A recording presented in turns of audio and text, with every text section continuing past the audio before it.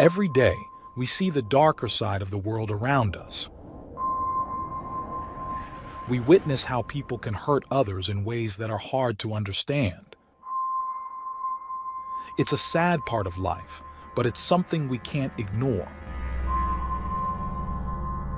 As someone who dives into the world of crime, I'm here to share the most shocking stories and try to understand what drives people to do such things. I'm Michael, and today, I've got another unreal true crime story for you. The night was calm, almost too calm. Inside the grand Royal mansion, everything looked perfect. Beautiful windows, polished floors, and the kind of luxury most people could only dream of. To anyone on the outside, Mike and Susan seemed like the ideal couple living the perfect life. But behind closed doors, something terrible was about to happen. Just after midnight, a 911 call broke the silence. Mike's voice was shaky as he told the operator about a masked intruder who had broken into their home and attacked him and his wife. Police and paramedics rushed to the scene, but what they found inside wasn't what they expected. The house was a mess, blood on the floor, broken furniture, and signs of a violent struggle. But something about the scene didn't add up. There were no broken locks or smashed windows, and the security cameras seemed to have gaps in their recordings. What started as a simple story about a home invasion quickly turned into something much more complicated. What really happened that night? Who was telling the truth? And what secrets were hidden inside the Royal home?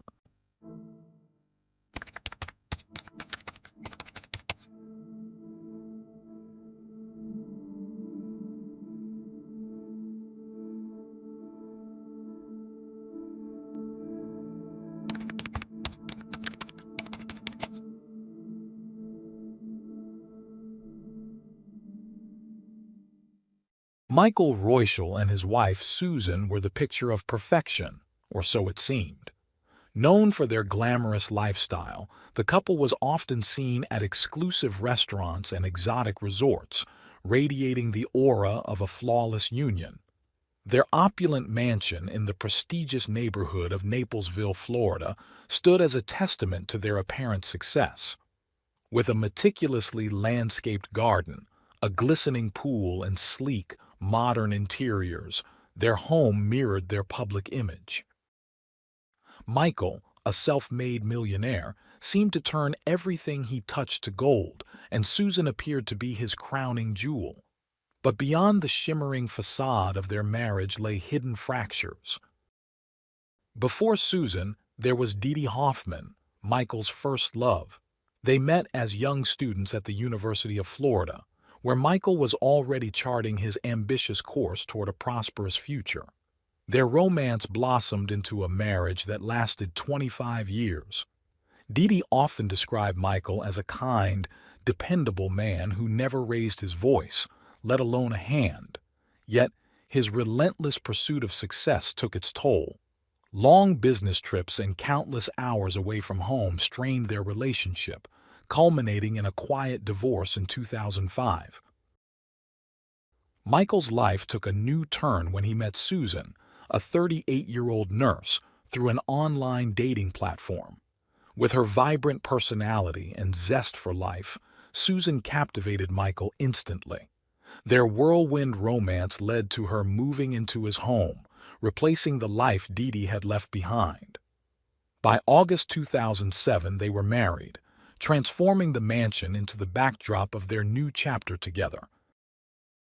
Susan, who had left her career in hospice care to manage their household, was known for her strong-willed nature. She exerted significant influence over Michael's decisions, and her dominant personality often surfaced in the way she ran their lives.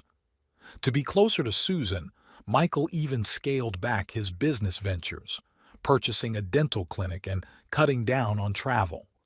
Despite his efforts, the tension between them grew steadily over the years. Those closest to the couple observed cracks in their relationship, particularly in Susan's interactions with Michael's daughters. Susan had an especially fraught relationship with Caroline, Michael's eldest. Tensions flared as Susan accused Michael of prioritizing Caroline over their marriage, while Caroline resented Susan for trying to edge her out of her father's life. Caroline often noted Susan's tendency to overindulge in alcohol, though Susan maintained her composure even after several drinks. By 2015, the once idyllic union had begun to unravel. Things came to a head in 2017 when Caroline started planning her wedding. Michael, determined to give his daughter the perfect day, set aside $100,000 for the celebration. While Susan begrudgingly agreed to the expenditure, the event became a flashpoint, exposing the simmering resentment within the family. As the cost of Caroline's wedding spiraled beyond $250,000, tensions between Michael and his wife, Susan, reached a boiling point. She lashed out, throwing a phone at Michael and hitting him. Yet, to everyone's surprise, it was Susan who called the police after the altercation. Perhaps she intended to control the narrative, but things didn't unfold as she'd planned. When officers arrived at the Royal residence, they found signs of a struggle. A shattered phone on the floor, overturned furniture, and a palpable tension between the couple. Susan, emotional and frantic, provided a fragmented account of what had happened, while Michael, visibly shaken, offered his version. The officers advised Susan to leave the house temporarily, hoping to de-escalate the situation. 3 weeks after the wedding, Michael confided in Caroline about his struggles with Susan, revealing a disturbing truth. He admitted she had physically confronted him on multiple occasions, and Caroline immediately believed him. At the wedding, she had noticed a faint white scar on his cheek but hadn't asked about it. Now, Michael showed her photos of injuries, evidence of a violent outburst in which Susan had attacked him with a knife. That incident had led to her arrest, but was it an isolated event or just one chapter in a larger story of turmoil behind closed doors? Susan agreed but didn't follow through. Instead, she stayed, trying to convince Michael to reconcile. By evening, Michael decided to take her out to dinner, hoping to mend their fractured relationship. The ambience of the restaurant, the soft glow of candlelight and the soothing sound of water, belied the storm brewing between them. Michael had envisioned a peaceful evening, a chance to reconnect, but Susan's hardened expression and sharp words shattered that hope. Their conversation veered into familiar territory. Her resentment over the wedding, her accusations of betrayal, and her demand for unwavering attention from him. The dinner ended abruptly. Michael, frustrated and defeated, tossed cash on the table and left. Alone at the table, Susan stared blankly, replaying the argument in her mind. Determined not to lose control, she sent him a pointed message. "Good luck with your daughter. I'm filing for divorce." Moments later, she followed up with another. "You have serious issues with your daughter. I will not tolerate this behavior." Back at their mansion, Susan returned to the guest room, the night's events weighing heavily on her. Shortly after midnight, Michael appeared at the door, his face a mask of anger and despair. Their argument reignited, escalating faster than ever before. Susan felt a sharp, searing pain in her abdomen and realized, to her horror, that Michael was holding a knife. Panic consumed her as he struck again, blood dripping down her arm. The confrontation had gone beyond words. This was a fight for survival. Despite her injuries, Susan's will to live ignited her determination. She whispered through her pain, desperately trying to de-escalate. "Fine, I won't file for divorce. I won't leave you." Her words made Michael stop for a moment, his grip on the knife easing. The wild look in his eyes softened, just for a second, revealing a glimpse of the man Susan once knew. In that brief pause, everything shifted. But for Susan, it was a chilling reminder of just how much their marriage had fallen apart. After the terrifying confrontation, Michael seemed to switch into panic mode. He quickly hid the knife, grabbed a few things, and started crafting a new story. "It was a stranger," he told Susan, his voice shaking but firm. "Someone in a mask. Just go with that and everything will be fine." Weak and scared, Susan nodded. At that moment she felt like she had no other choice. But once Susan reached the safety of the hospital, she couldn't stay silent. As doctors treated her wounds, she began telling her side of the story to anyone who would listen: nurses, investigators, anyone who came near. The next few hours were a whirlwind of police interviews, urgent phone calls, and tense conversations in hospital hallways. Meanwhile, Michael worked hard to control the narrative, repeating the story of a masked intruder and even deleting parts of the security footage, thinking it would erase any evidence of the truth. When police returned to the Royschel home, they quickly noticed holes in Michael's story. There were no signs of forced entry, no broken locks, no shattered windows. The inconsistencies added up fast, but Michael, always quick on his feet, shifted gears. "Maybe the doors were unlocked," he suggested. "Someone could have snuck in while we were asleep." His calm and confident delivery almost made the story believable. However, investigators soon uncovered security footage from the restaurant where Michael and Susan had eaten earlier that evening. The video showed them leaving separately, clearly upset, and entering their home without speaking to each other. It didn't match Michael's claims, and suspicions grew. The case took a sharp turn when Michael was arrested. His first call was to his daughter Caroline. His voice was calm but full of urgency. "Caroline, I didn't do anything," he pleaded. "Call my lawyer. Get me out of here." Caroline, once his strongest supporter, was now faced with a heartbreaking conflict. How could she reconcile the father she loved with the man at the center of such a dark and horrifying case? News of Michael's arrest spread rapidly, shaking his social circles and leaving those who knew him in disbelief. Dee, his ex-wife of 25 years, was stunned. "Michael was always gentle, always kind," she said. "I can't believe he could be capable of this." Friends described him as a level-headed and rational man, even under pressure. But the prosecution painted a starkly different picture: a man accustomed to control who unraveled at the thought of losing it. According to the prosecution, Michael's fears of divorce and financial loss drove him to a reckless, premeditated act. They argued that Susan's potential claim to half of his assets had pushed him to the brink, leading to the violent confrontation. Michael's defense team, meanwhile, worked to frame the incident as a tragic accident. They maintained that the couple had concocted the intruder story in a moment of panic and claimed Michael had never intended to harm Susan. At his first court appearance in February, Michael shared his version of events. He admitted to the argument at the restaurant and the subsequent tension at home. He claimed that, later that night, he had gone to the guest room to reconcile with Susan, only to find her holding a knife in distress. Michael described a struggle to disarm her, during which the knife grazed her abdomen. He insisted it was an accident, not an assault.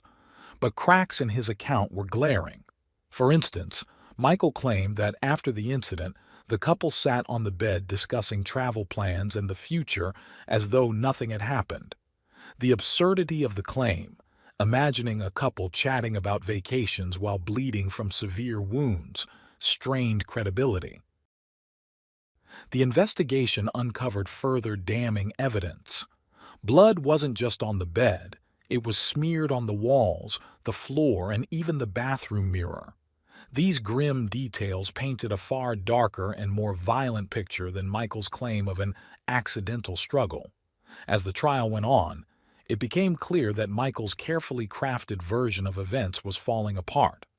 The calm and composed image he had spent years building was crumbling, exposing a much darker side. The truth about that night remained tangled in conflicting stories, but one thing was certain: Michael's life, as he knew it, would never be the same. The tension in the courtroom grew with each new revelation, making it clear that there was more to the story. During his testimony, Michael shared a startling moment from that fateful night. He claimed that their dog jumped on the bed, distracting him just long enough for Susan to grab the knife again and cut her wrists. According to Michael, she was crying, saying she was terrified of going to jail and didn't know what to do. It was a dramatic statement, but as the trial continued, it became harder to tell where the truth ended and the lies began. Knowing the police would soon uncover fragments of the truth, Michael claimed he turned off the cameras to avoid being wrongfully accused. Minutes later, he made the call to emergency services, fabricating the story of a masked intruder. However, this hastily constructed lie quickly began to collapse under scrutiny. Investigators recovered partial surveillance footage from the house, despite Michael's attempts to delete it. The remaining clips revealed a strained atmosphere between Michael and Susan in the hours leading up to the attack, raising serious doubts about his story.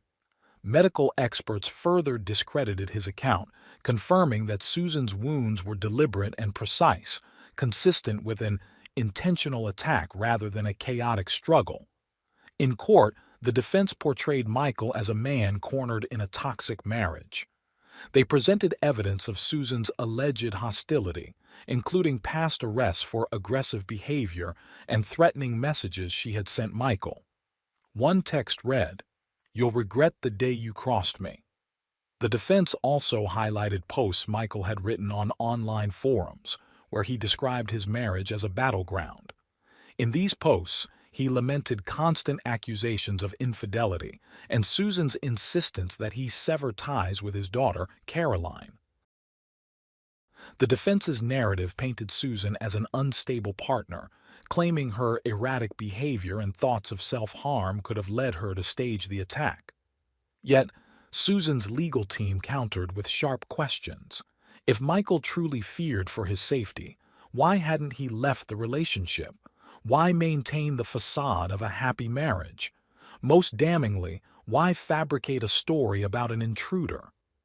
The trial's turning point came when Michael's lawyers introduced a forensic expert to analyze the blood spatter evidence. The expert testified that the blood pattern suggested Susan's injuries occurred closer to 3 a.m., supporting Mike's claim that they had been inflicted just before the paramedics arrived. However, Susan insisted the attack happened around midnight, when she was asleep, and that Mike had struck first. Medical professionals testified that Susan's injuries were life-threatening and would have resulted in fatal blood loss within an hour without medical intervention. Michael's defense argued this proved his version of events, as Susan survived due to his timely call for help. Yet, this defense unraveled when the credibility of their forensic expert came under scrutiny.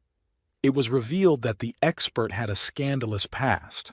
His license had been suspended for ethical violations, and he had been implicated in a grotesque case involving the theft of organs from deceased individuals.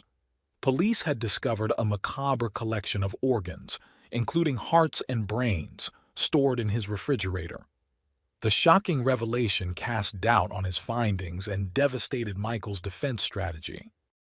Seizing the moment, Susan's attorneys argued that the blood evidence pointed to deliberate violence, not self-inflicted wounds.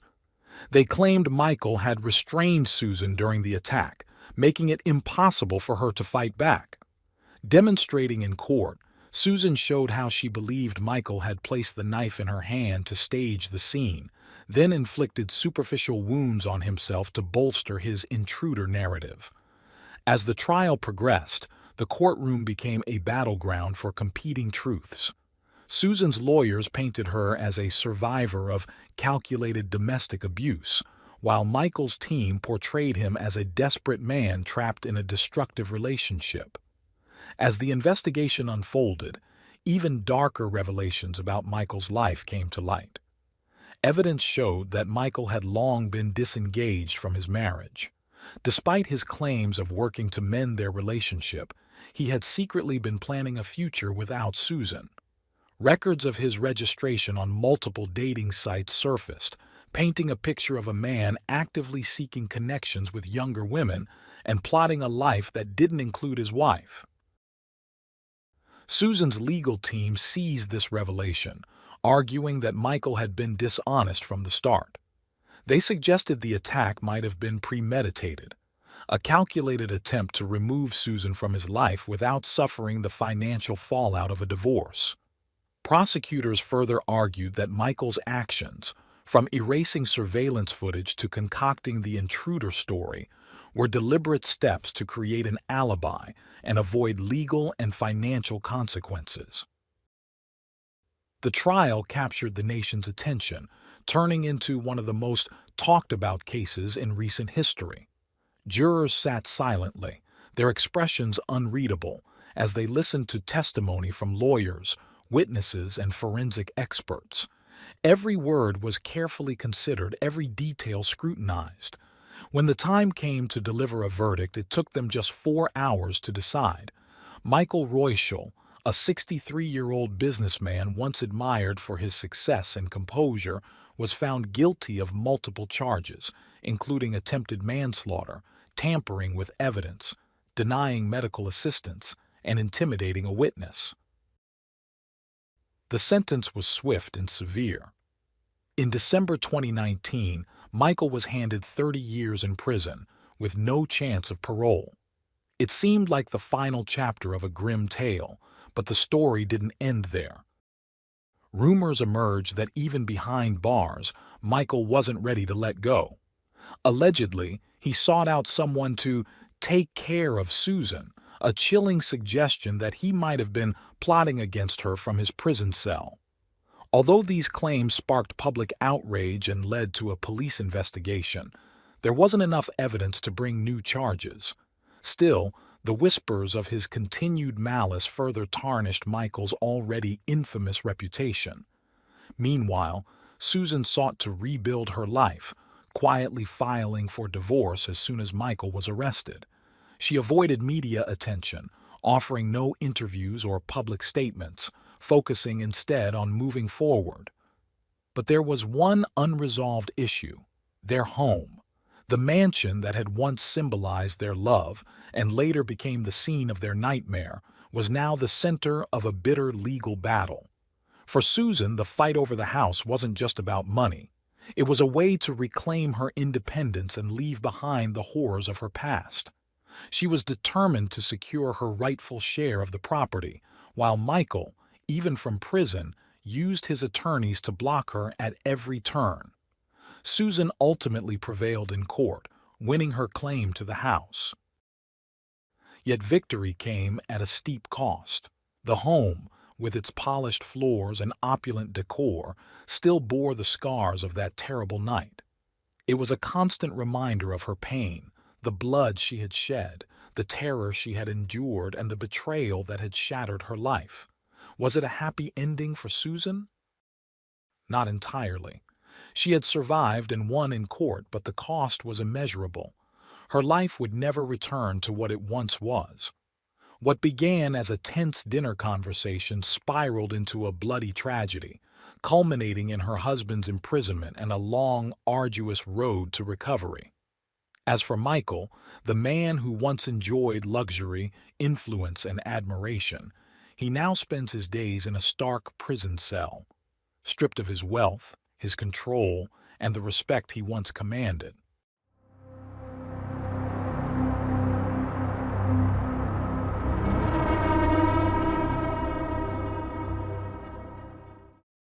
Thanks for tuning in to Unreal True Crime.